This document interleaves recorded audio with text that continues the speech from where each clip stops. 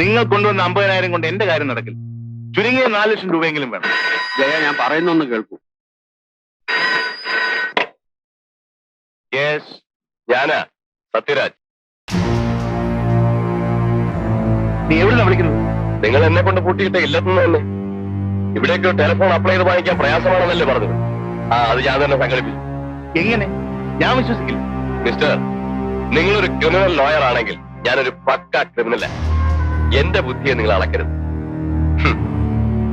അതുകൊണ്ടാണല്ലോ ജനം എന്നെ ആരാധിക്കുന്നത്. അതിരിക്കട്ടെ, എന്റെ കാര്യം എന്തായി? ഇവിടെ ഇങ്ങനെ കൊണ്ടുവന്ന് കുടിയിരുത്തിയതുകൊണ്ടായില്ലല്ലോ. ഉടനെ എല്ലാം ശരിപ്പെടും.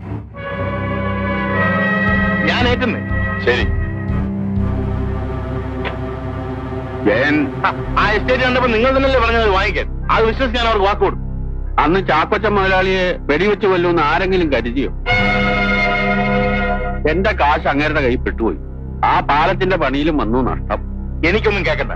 നിങ്ങൾക്ക് പണം തരാൻ നോക്കുവോ? അത് പറ. ഈ നിലയിൽ ലക്ഷങ്ങൾ തരാൻ എന്റെ കയ്യിലില്ല. 50,000 ആയിട്ട് എനിക്ക് വേണ്ട.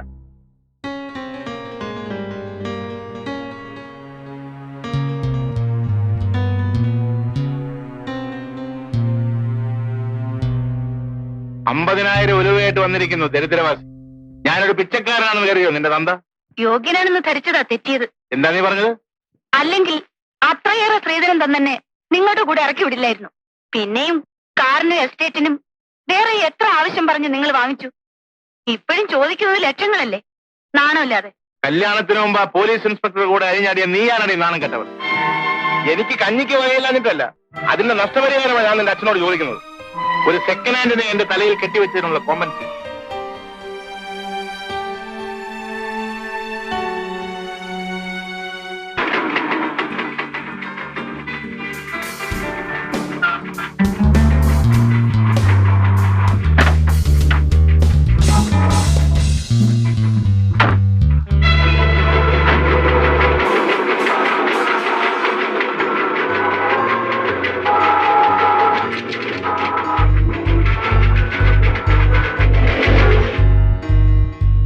മകന്റെ ഗേൾ ഫ്രണ്ട് ആരാണെന്നറിയും? ഗീതയില്ലേ? ഞാനും തിരുവനന്തപുരത്ത് കൊണ്ട് കുഴപ്പമായ അവളുടെ അനുജത്തി. ചേച്ചിയുടെ ജോലി എന്താണെന്ന് അറിയാമല്ലോ. വിൻസെന്റ് മകനൊന്ന് ഉപദേശിക്കണം. ഈ പോക്ക് നമ്മൾ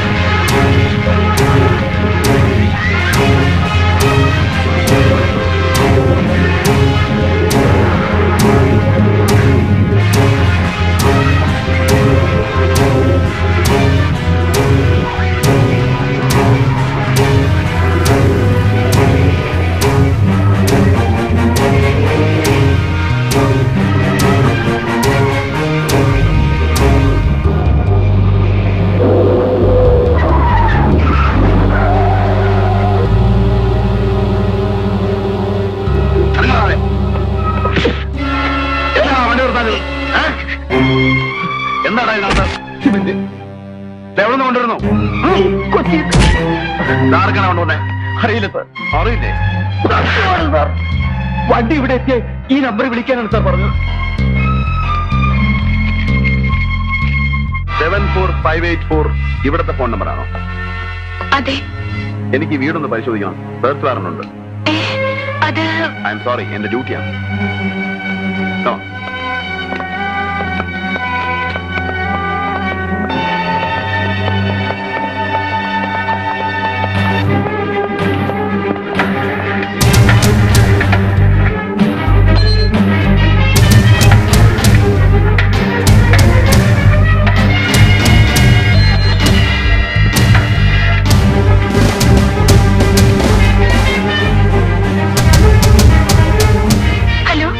അഡ്വക്കേറ്റ് ജയചന്ദ്രനുണ്ടോ?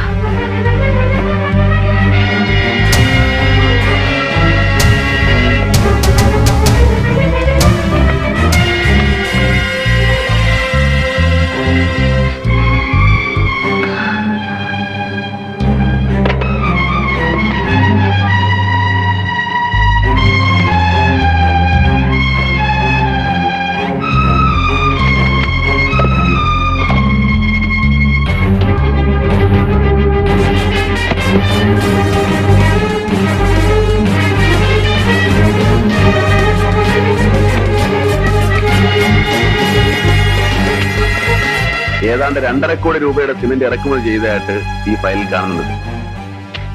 ഒരു ധർമ്മസ്ഥാപനത്തിന്റെ പേരിൽ ഇറക്കുമതി ചെയ്ത ഈ സിമന്റ് അത്രയും സ്വകാര്യ ഏജൻസികൾക്ക് ബ്ലാക്കിൽ വിറ്റതായും രേഖയുണ്ട്. ചാക്കോച്ചന്റെ കൊലപാതകവുമായി ഇടപാടുകാർക്ക് ബന്ധമുണ്ടെന്ന് സൂചിപ്പിക്കുന്ന ഏതാനും എവിഡൻസുകൾ ഈ ഫയലിലുണ്ട് സർ. I see. കണ്ടിടത്തോളം അത്ര നിസ്സാരന്മാരല്ല ഇതിന്റെ പിന്നിൽ. പെട്ടെന്ന് കൈകാര്യം ചെയ്ത് അവസാനിപ്പിക്കാവുന്ന ഒരു കേസുമില്ലത്. ബാലു, ഇത് സംബന്ധിച്ച് മറ്റു വല്ല റെക്കോർഡുകളും തന്റെ കയ്യിലുണ്ടോ? ഇല്ല സർ, ഞാൻ എല്ലാം ഏൽപ്പിച്ചു. ഗുഡ്. ഞാനതൊക്കെ ഒന്ന് പഠിക്കട്ടെ, എന്നിട്ട് മതി അടുത്ത നീക്കം.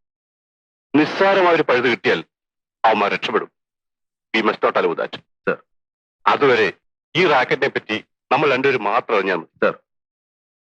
Anyhow you have done something very commendable Balu. Please keep it up. Thank you sir.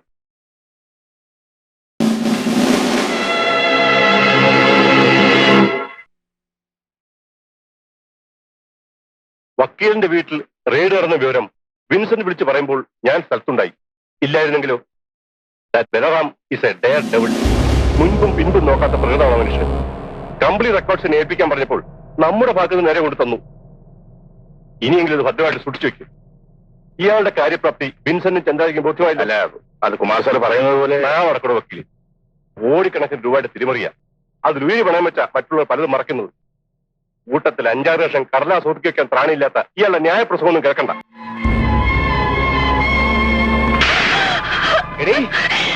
എന്നെ കുരുതി കൊടുക്കാൻ നീ അന്യനൊടുക്കുന്ന വാതിൽ തുറന്നു കൊടുക്കില്ല. ആണുങ്ങളില്ലാത്ത വീട്ടിൽ കടക്കരുതെന്ന് നിനക്ക് പറഞ്ഞുകൂടെ? ഇവിടെ നടന്ന ഫയലും റെക്കോർഡ് എടുത്തുകൊണ്ട് പോകുന്നത് നീ നോക്കിയിരുന്നില്ലേ? സെർച്ച് വാറന്റുമായിട്ട് പോലീസ് ഉദ്യോഗസ്ഥൻ കടന്നു വരുമ്പോ പിന്നെ പരവതാനം എനിക്ക് താലപ്പൊലി എടുത്ത് സ്വീകരിക്കാമായിരുന്നു. അറ്റ്ലീസ്റ്റ് നീ എനിക്കൊന്ന് ഫോൺ ചെയ്തു. പലതവണ ശ്രമിച്ചതാ, കിട്ടണ്ടേ? കിട്ടില്ല. വന്നത് പോലീസ് ഓഫീസർ മാത്രമല്ലല്ലോ, കാമുകനല്ലേ? അനാവശ്യം പറയരുത്.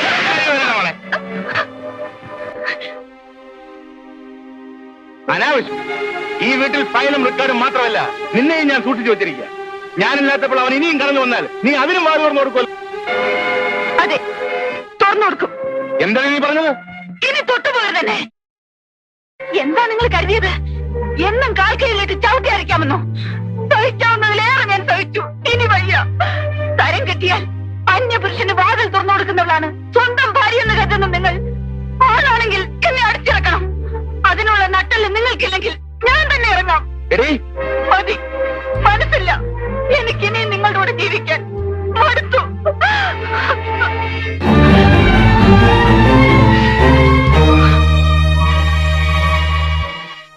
Hello, is it Hong Kong 6261-657? I M Sathyaraj here. 2 ദിവസമായി ട്രൈ ചെയ്യുന്നു. 10 ദിവസത്തിനായി ഞാൻ പുറപ്പെടും. സിലോൺ വരെ കപ്പലില്ല, അവിടുന്ന് ഫ്ലൈറ്റിൽ. വേണ്ട ഏർപ്പാടുകൾ ഇവർ ചെയ്തിട്ടുണ്ട്. കൊളംബോ അക്കൗണ്ടിലേക്ക് $10,000 ഉടനെ ട്രാൻസ്ഫർ ചെയ്യണം. ബാക്കിയൊക്കെ ഞാനവിടെ വന്നിട്ട്. Okay, all right.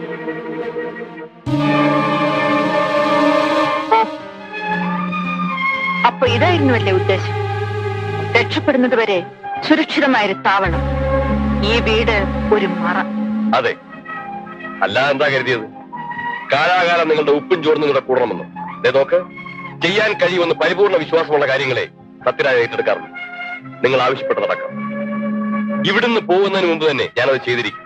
അതിൽ ഓർമ്മപ്പെടുത്തലിന്റെ ആവശ്യമില്ല. ഈ സംശയം I just don't like it.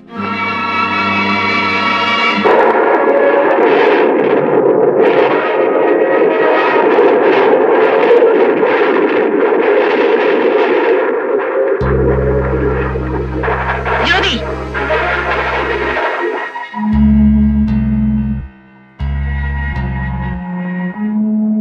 ഇയാൾക്കെന്താ ഇവിടെ കാര്യം?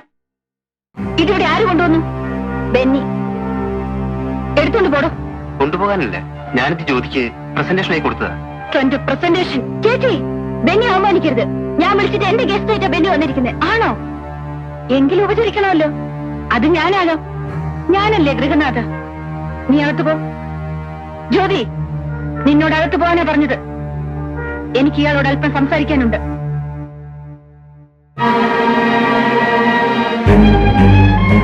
ഇത്രയും വലിയൊരു സമ്മാനം എന്റെ അനിയത്തിച്ചു കൊടുക്കാൻ മാത്രം നീ അവളും തമ്മിലുള്ള ബന്ധം? ഞങ്ങൾ തമ്മിൽ സ്നേഹമാണ്. എടോ, വില കൊടുത്ത് വാങ്ങാൻ കഴിയുന്ന സ്നേഹം പുരുഷന് നിന്നെപ്പോലൊരു പണക്കാരന്റെ മകന് വലിയൊരു ക്രെഡിറ്റ് ആണ്. ആ സ്നേഹം വിറ്റ് ജീവിക്കാൻ എന്റെ അനിയത്തെ ഞാൻ വിട്ടുതരില്ല. അതിനുവേണ്ടിയല്ല ഞാൻ അവളെ വളർത്തുന്നത്. ചേച്ചി, കാര്യം കാണാനാണെങ്കിൽ ഈ പാവം പെണ്ണെന്തിന്? ഞാനല്ല ബെറ്റർ ചോയ്സ്. നിങ്ങൾ എന്നെ തെറ്റിദ്ധരിച്ചാണ്. ജോലി ആ നിനക്കല്ല ഞാൻ ഇഷ്ടപ്പെടുന്നത്. പിന്നെ വിൻസെന്റ് മുതലാളിയുടെ മകൻ എന്റെ അനിയത്തെ കല്യാണം കഴിക്കുമെന്നാണോ പറഞ്ഞു വരുന്നത്? അതെ. നിന്റെ അപ്പൻ അതിനെ സമ്മതിക്കുമോ? നിന്റെ സമുദായം അംഗീകരിക്കുമോ? അവരെയൊക്കെ എതിർത്തുകൊണ്ട് എന്റെ അനിയത്തെ സ്വീകരിക്കാനുള്ള ചങ്കൂറ്റം നിനക്കുണ്ടോ? ഉണ്ട്. എങ്കിലത് ആദ്യം നടക്കട്ടെ. ജ്യോതിയെ കാണുന്നതും ഈ സ്നേഹം പ്രകടിപ്പിക്കുന്നതും എന്നിട്ട് മതി. മനസ്സിലായില്ലേ? മനസ്സിലായി. ഞാനോ പിഴച്ചവള. ഇനിയൊരു വീഴ്ച കൂടി താങ്ങാൻ ഈ പാവം കുടുംബത്തിന് കഴിയില്ല. ഞങ്ങളെ ഉപദ്രവിക്കരുത് ബെന്നി, പ്ലീസ്. അനിയും പോ.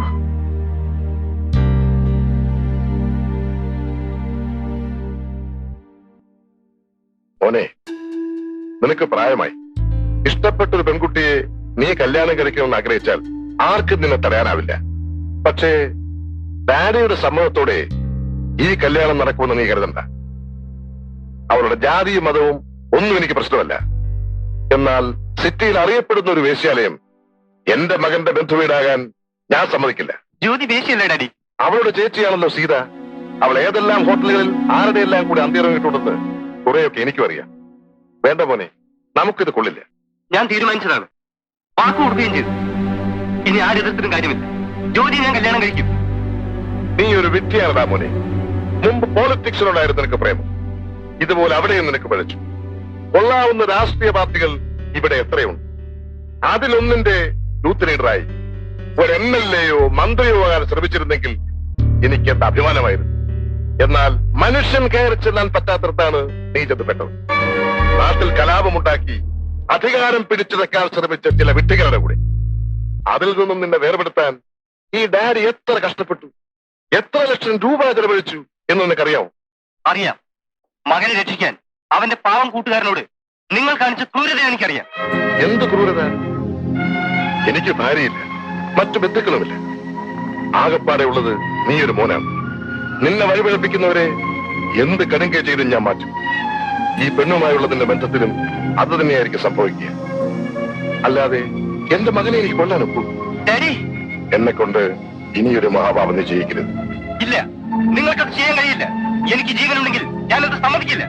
ബെന്നി, മോനെ പറയുന്നത് മുഴുവൻ കേട്ടിട്ട് പോകും. ബെന്നി,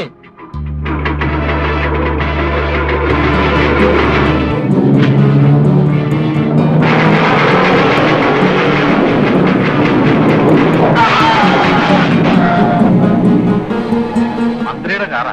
അവന്റെ ഒടുക്കത്തെ സ്പീഡ്. യെസ്. മന്ത്രിയുടെ കാർ ഒരു ബൈക്കുമായി ആക്സിഡന്റ് ആയി. എവിടെ വെച്ച്? കളക്ടറേറ്റ് അടുത്ത് വെച്ച്. സീരിയസ് ആണോ? Yes sir. വണ്ടി നിർത്താതെ പോയി. എന്നിട്ട് നിർത്താതെ പോയോ?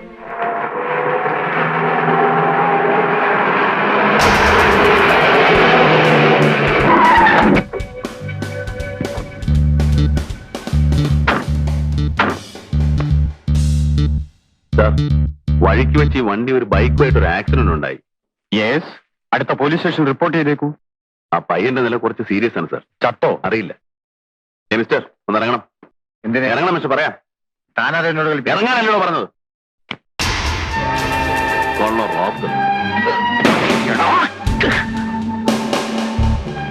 എക്സ്ക്യൂസ് മീ സാർ, ഗസ്റ്റ് ഹൗസിലേക്ക് സാറിന് പോലീസ് ജീപ്പിൽ പോവാം.